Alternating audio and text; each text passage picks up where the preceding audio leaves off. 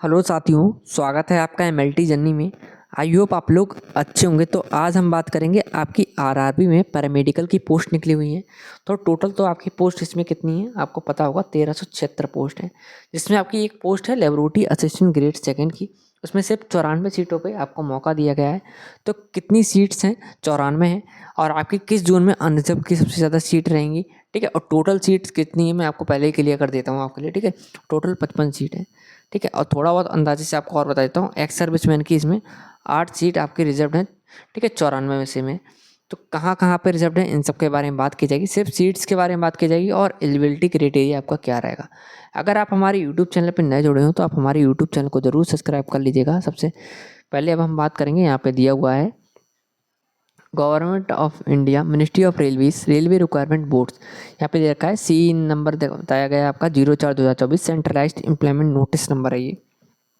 Requirement of various categories of paramedical यहाँ पे दिया हुआ है 17/8/2024 से आपके ऑनलाइन एप्लीकेशन स्टार्ट होंगे, जो कि आपकी लास्ट डेट रहेगी 16/9/2024। और आपके जो मॉडिफिकेशन होंगे उसकी विंडो ओपन होगी आपकी 17/9/2024 से लेकर 26/9/2024 के बीच में। इसमें आप डेट ऑफ मॉडिफिकेशन कर सकते हैं, विंडो ऑफ करेक्शंस कर सकते हैं, application form with payment of modification keys कर सकते हैं। नेक्स्ट, आप सिर्फ इसको ऑनलाइन मोड के आधार पर ही इसे भर सकते हैं। 16/9/2024 इसकी लास्ट डेट है। अब बात कर लेते हैं यहाँ पे आपकी पे लेवल 3 का रहेगा, ठीक है। 21,700 से स्टार्टिंग रहेगी। B1 आपका इसमें मेडिकल स्टैंडर्ड रहेगा। 18 से 36 वाले एज वाले इसमें अप्लाई कर सकते हैं। टोटल 94 सीटें दी हुई हैं। अब बात कर लेते हैं इसमें आपका क्या एलिजिबिलिटी क्राइटेरिया रहेगा, क्या इसमें आपकी, ठीक है, क्वालिफिकेशन मांगी गई है। तो आपका इसमें जो कैटेगरी नंबर आपको देखने को मिलेगा, 7 नंबर पर आपकी पोजीशन यहाँ पे देखने को मिलेगा, ये आपका कैटेगरी नंबर है।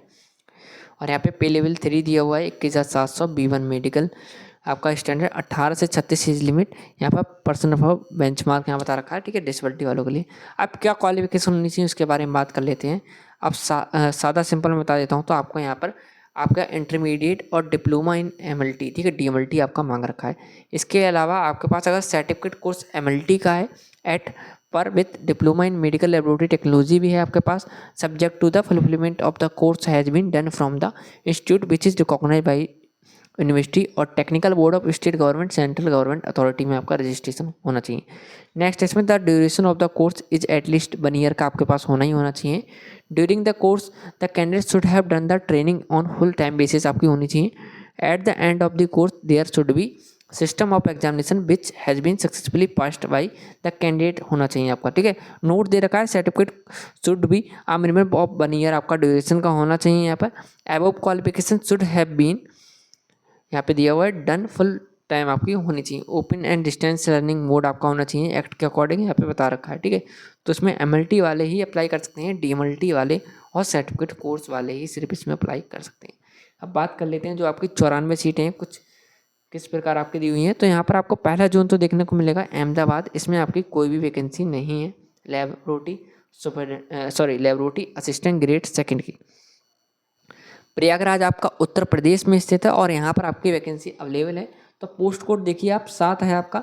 इसमें आपका डीजल लोकोमोटिव वर्कशॉप में आपकी वैकेंसी है, प्रयागराज में आपका जो बना हुआ है, और नॉर्थन सेंट्रल रेलवे में आपकी वैकेंसी है। तो यहाँ पर आपकी सिर्फ अनरिजर्व में एक ही सीट है, 2 सीट SC की हैं, दोनों की इकट्ठी बता देता हूँ। OBC की भी यहाँ पर आपको 1 सीट यहाँ पर देखने को मिलेगी। टोटल यहाँ पर आपकी 4 सीटें हो गई। अब बात करते हैं यहाँ पर अजमेर में। तो अजमेर आपका राजस्थान में स्थित है, इसमें भी आपको देखने को मिलेगा नॉर्थन, ठीक है, वेस्टर्न रेलवे देखने को मिलेगा। और यहाँ पर 5 अनरिजर्व की हैं, 1 SC की सीट है, 2 OBC की हैं, 1 EWS की, टोटल 9 सीट हैं, जिसमें से आपकी 1 सीट एक्स सर्विसमैन के लिए रिजर्व है। इसके बाद मैं बात करूँगा आपकी बेंगलुरु में। बेंगलुरु में आपकी सीट नहीं है, भोपाल में आपकी सीट ज़रूर है, जो कि आपका मध्य प्रदेश में स्थित है, ठीक है। वेस्टर्न सेंट्रल रेलवे लगेगा, 4 सीट अनरिजर्व की है, 1 SC की है, 1 ST की है, टोटल 6 सीटें हो जाएंगी, जिसमें 1 सीट आपकी एक्स सर्विसमैन के लिए रिजर्व्ड है। इसके बाद बात करता हूँ भुवनेश्वर। तो भुवनेश्वर में भी आपको सीट नहीं देखने को मिलेगी। बिलासपुर में आपको देखने को मिलेगी, जो कि आपका हिमाचल प्रदेश में स्थित है। यहाँ पर लेबोरेटरी सुपरिटेंडेंट दे रखा है, laboratory assistant grade second central region. यहाँ पर आपका SECR दे रखा है, साउथ ईस्ट सेंट्रल रेलवे। यहाँ पे दे रखा है 3 सीटें आपकी अनरिजर्व की हैं। इसके बाद 3 ही टोटल यहाँ पर सीट आपको देखने को मिलेंगी। नेक्स्ट बात करता हूँ चंडीगढ़ की। चंडीगढ़ में भी आपको सीट देखने को मिलेगी। टोटल यहाँ पे 15 सीटें आपको देखने को मिलेगी लेबोरेटरी असिस्टेंट की। नॉर्थर्न रेलवे दे रखा है 9 सीट तो इसमें अनरिजर्व की हैं, 1 SC की, 1 ST की, 3 OBC की हैं और 1 EWS की। टोटल 15 सीट में आपकी 2 सीट रिजर्व्ड हैं, 1 एक्स सर्विसमैन के लिए, 1 आपके PWD वाले कैंडिडेट के लिए। फिर चेन्नई की बात कर लेते हैं तो चेन्नई में भी आपकी 17 पोस्ट आपको देखने को मिलेंगी, जो कि इस प्रकार है। आपकी साउथर्न रेलवे में 10 सीट अनरिजर्व की, 2 सीट SC की, 2 सीट आपके ST की, 2 OBC की, 1 EWS की और यहाँ पे 2 जो टोटल यहाँ पे आपका काउंट होगा, जो यहाँ पे 17 सीटों का होगा। ठीक है, 17 में ही आपकी 2 एक्स सर्विसमैन के लिए रिजर्व है, 1 सीट आपके लिए PWD वाले कैंडिडेट के लिए रिजर्व है। अब बात कर लेते हैं गोरखपुर की, तो गोरखपुर में आपकी सीट नहीं है। नेक्स्ट बात करता हूँ गुवाहाटी की, तो गुवाहाटी में आपको देखने को मिलेंगी टोटल 3 सीटें, जो कि कुछ इस प्रकार आपकी दी हुई हैं। यहाँ पे नॉर्थ फ्रंटियर रेलवे होगा, इसमें 1 सीट SC की है, 2 सीट EWS की। टोटल 3 सीटें आपकी हो जाएंगी। इसके बाद बात करेंगे जम्मू श्रीनगर में आपकी यहाँ पर वैकेंसी देखने को मिलेगी। नॉर्थर्न रेलवे और RCF आपका देखा rail coach factory Jammu Kashmir में आपके कपूरथला में बना हुआ है। अनरिजर्व की 4 सीटें हैं और इसमें टोटल सीट 4 ही हो जाएंगी आपकी। अब बात कर लेता हूँ कोलकाता, तो कोलकाता में भी आपको 18 सीट के करीब आपको देखने को मिलेगा, जो कि इस प्रकार है यहाँ पे दिया हुआ है। ईस्टर्न रेलवे लगेगा, 10 सीट अनरिजर्व की हैं, 2 सीट आपकी SC की हैं, 1 सीट आपकी ST की है, OBC की 4 हैं, 1 EWS की। टोटल 18 सीट, 18 में आपकी 2 सीट एक्स सर्विसमैन के लिए रिजर्व है, 1 सीट आपकी यहाँ पर PWD वाले कैंडिडेट के लिए रिजर्व है। मालदा की बात कर लेता हूँ, तो मालदा में आपकी वैकेंसी नहीं है। इसके बाद मुंबई में तो वैकेंसी होगी ही, क्योंकि 6 पोस्ट हैं इसमें। आपको यह देखने को मिलेगा सेंट्रल रेलवे और वेस्टर्न रेलवे। 4 वैकेंसी तो आपकी यहाँ पे अनरिजर्व की हो गई और 1 सीट आपकी होगी ST की, 1 सीट हो गई आपकी OBC की। टोटल यहाँ पे आप देख सकते हैं 6 सीटें हो गई आपकी। नेक्स्ट बात करूँगा आपकी मुजफ्फरपुर, तो यहाँ पे नहीं है, जो कि बिहार में है। पटना, तो पटना में तो आपकी वैकेंसी है यहाँ पे, ईस्ट कोस्ट रेलवे करके है और अनरिजर्व की 1 सीट, 1 SC की। यहाँ पर टोटल 2 ही सीट यहाँ पर आपकी रहेंगी। अब नेक्स्ट बात कर देता हूँ, तो यहाँ पर आपको देखने को मिलेगा रांची में नहीं है, बस सिकंदराबाद में आपकी वैकेंसी अवेलेबल है, जो कि आपका साउथ सेंट्रल रेलवे लगेगा। तो 4 वैकेंसी आपकी रहेंगी अनरिजर्व की, 1 वैकेंसी SC की, OBC की 1, EWS की 1, टोटल 7। साथ में आपकी 2 वैकेंसी रिजर्व है, 1 एक्स सर्विसमैन के लिए, 1 आपके PWD वाले कैंडिडेट के लिए। यहाँ पर आपकी सिलगुड़ी में एक भी वैकेंसी नहीं है। अब बात कर लेते हैं टोटल पोस्ट आपकी कितनी है, तो 94 पोस्ट में आपकी यहाँ पर बात करें तो आपकी अनरिजर्व की यहाँ पर 55 सीट आपको देखने को मिलेंगी। इसके बाद SC की आपको 12 सीट देखने को मिलेंगी, फिर ST की आपको 6 सीट यहाँ पर देखने को मिलेंगी। फिर OBC की बात करूँ तो OBC की यहाँ पर आपको सीट देखने को जो मिलेंगी, टोटल यहाँ पे 14 सीट आपको देखने को मिलेंगी।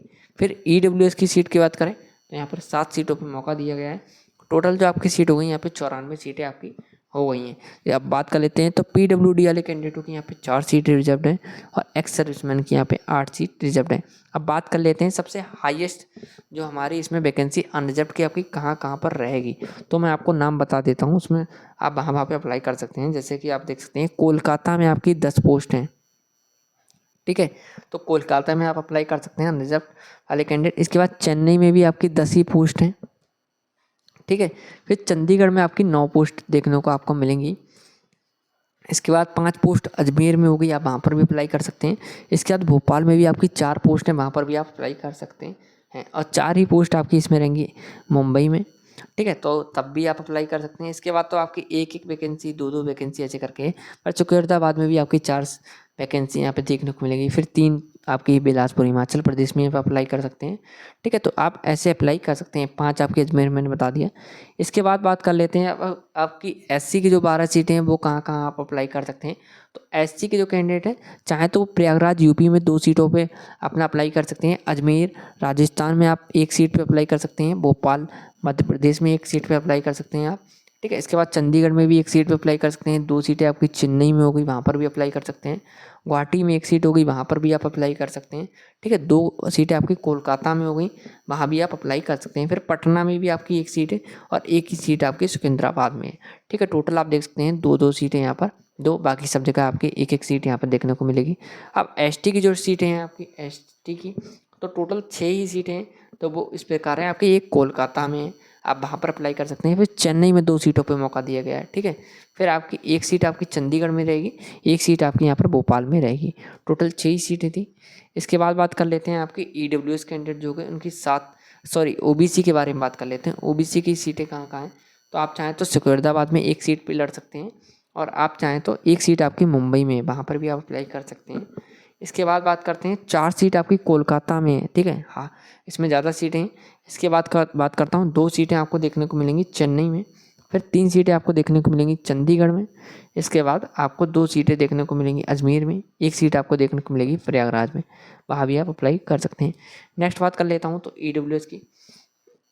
तो ईडब्ल्यूएस में 7 ही सीटें हैं, जैसे कि आपको एक सिकंदराबाद में आप वहाँ पर अप्लाई कर सकते हैं, एक सीट आपकी कोलकाता में होगी वहाँ पर अप्लाई कर सकते हैं, 2 सीटें आपकी गुवाहाटी में होगी वहाँ पर अप्लाई कर सकते हैं, एक सीट आपकी चेन्नई में होगी, एक सीट आपकी चंडीगढ़ में होगी, तो वहाँ पर भी आप अप्लाई कर सकते हैं, ठीक है। तो आप कुछ इस प्रकार अप्लाई कर सकते हैं, एक सीट आपकी अजमेर में होगी वहाँ पर अप्लाई कर सकते हैं। अब बात कर लेते हैं जो एक्स सर्विसमैन की सीटें हैं वो कहाँ कहाँ हैं। तो एक्स सर्विसमैन की टोटल हमारी 8 सीटें रहने वाली हैं, तो वो किस प्रकार आपकी रहेंगी, जिसमें बात करूँ तो एक सिकंदराबाद में आपकी रिजर्व सीट है। इसके बाद 2 सीटें आपको कोलकाता में देखने को मिलेंगी। इसके बाद एक्स सर्विसमैन की 2 सीटें आपको चेन्नई में देखने को मिलेंगी, फिर एक सीट आपको चंडीगढ़ में देखने को मिलेगी, एक सीट आपको भोपाल मध्य प्रदेश में रिजर्व्ड है, एक सीट आपकी अजमेर में राजस्थान में रिजर्व्ड है। नेक्स्ट बात कर लेता हूँ अब हमारा पीडब्ल्यूडी वाले जो कैंडिडेट हो गए, 4 सीटें उनकी कहाँ कहाँ हैं। तो आपको एक सीट सिकंदराबाद में, एक सीट आपकी कोलकाता में, 2 सीटें एक सीट आपकी चेन्नई में, और एक ही सीट आपकी चंडीगढ़ में। टोटल इतनी ही सीटें हैं आपको देखने को जो मिलेंगी, ठीक है। तो नेक्स्ट बात कर लेता हूँ मैं,